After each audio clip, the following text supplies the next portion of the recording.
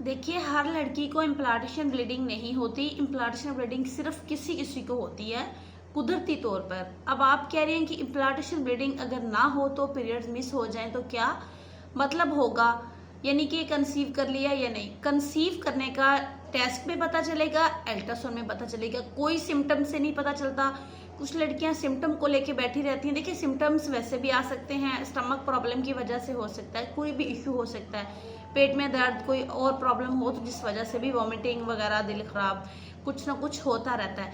तो इसलिए बेहतर हाल ये है कि जैसे ही आपको पता चले कि आपके दिन ऊपर होना शुरू हो गए हैं तो आप यूरिन टेस्ट कर लें। अगर आप घर पे कर लें तो ज़्यादा बेहतर है। बहुत आसान है, सिंपल है, मैंने एक वीडियो में बताया भी था।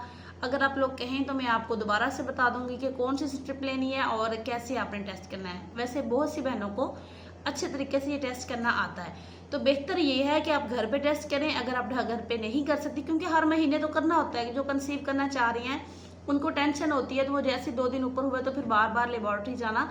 इसलिए मैं आप लोगों को समझा रही हूँ टेस्ट करने का तरीका भी। अब यहाँ पे ये है कि अगर आप घर पे नहीं आपको क्लियर हो पा रहा तो आप किसी भी क्लिनिक, किसी भी हॉस्पिटल जाके करवा सकते हैं टेस्ट। और ये पता टेस्ट से ही लगेगा प्यारी बहनों। टेस्ट के बगैर आपको कंसीव करने का किसी भी सिम्टम से आप गैस नहीं कर सकते कि मुझे हमल है या मुझे हमल नहीं है।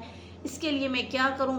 जैसे ही आपको पता चले कि आप कंसीव कर चुकी हैं तो आपको फौरी डॉक्टर के पास जाके, यानी कि टेस्ट पॉजिटिव आ चुका है, फिर आपको जाके चेकअप करवा के ग्रोथ की मेडिसिन शुरू करनी है, जो कि बहुत ज़रूरी है। हम ग्रोथ की मेडिसिन शुरू नहीं करते हैं और दोबारा से पीरियड्स हो जाते हैं बच्चेदानी कमज़ोर होने की वजह से, फिर जिसे हम कहते हैं कि हमारे दिन ऊपर होके पीरियड्स आ गए। Thank you.